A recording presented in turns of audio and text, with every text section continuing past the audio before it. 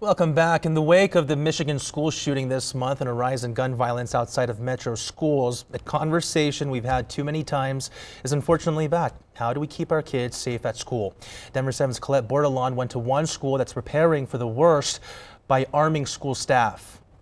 One of the last pictures we have of Kendrick, he and I were in Nevada a week before he lost his life. Kendrick Castillo, described as a bright kid who was looking forward to college. 2 years later, but every day is hard without him. Every day since May 7th, 2019, when John Castillo's son charged a shooter in a classroom at STEM school in Highlands Ranch. Kendrick was a hobby photographer as well, so he took a lot of pictures and his friends took some pictures of him. His son didn't get the chance to graduate. His dad is now pushing for more protection at schools. A gun is a solution. A gun, what took his son's life, is what Castillo believes could save others. It's a safer way to keep our kids safe and our staff in our schools. We're in the middle of the first full paragraph on 220. At Ascent Classical Academy, a charter school in Lone Tree. Here in Colorado, a lot of these things are very close to home. Signs on the front doors say, "Attention, armed staff." We're going to do everything we can do to make sure that our kids come home safe to their families at night.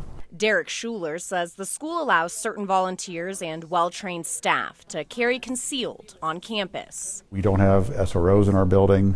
Just as charter schools, those aren't things that we can afford. And we really see this as an important gap measure to cover those first 1 to 2 minutes until the police get here.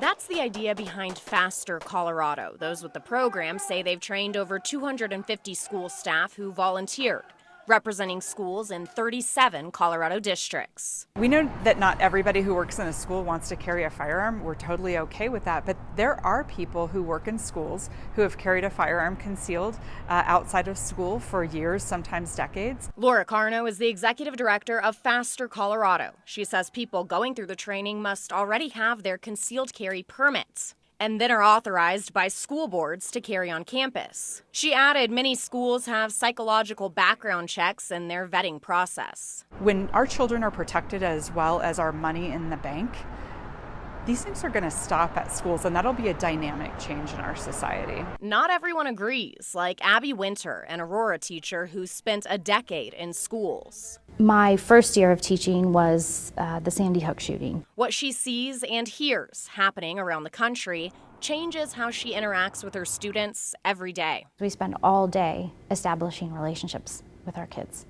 We get to know them as people, as humans, not just as learners, not just as students. Do you think you could ever look at any student and make a decision about life or death? No. Statistically, if you're an event and you're required to confront an active killer with a firearm, it's more likely to be a student. And that's something that some teachers are uncomfortable with, but that's the reality of school shooters. Winter also says firearms in schools increase the risk of them falling into the wrong hands. Ascent Classical Academy says if that happened, the employee would be removed from the team and could be fired. We can prevent that violence from coming to school buildings. That's what we want to do. That's going to be the more effective strategy. Her solutions: promoting secure storage practices at the federal, state, and local school board levels. She also says having a strong threat assessment program is key, empowering staff to intervene when students show signs of harming themselves or others. It will say police responding, and it also gives the user an ETA. But others are turning to technology. We can fix this. We can make this better. And that's where we're at with it now, is putting it out there to save lives. Brett Titus is an Air Force veteran. He spent almost 3 decades with the Denver Police Department, too. And he sees the same challenges with every active shooter situation. If you perceive a threat, you open the app, you press and swipe a button, and within 6 seconds, it goes to all the staff, law enforcement, 911 dispatch, can go to fire, EMS. It can go to anybody in less than 6 seconds. This is LifeSpot, a new app speeding up response time, showing users the general location of the threats, and allowing teachers and staff to text with law enforcement. You have 3 buttons. You can flee, you can fortify.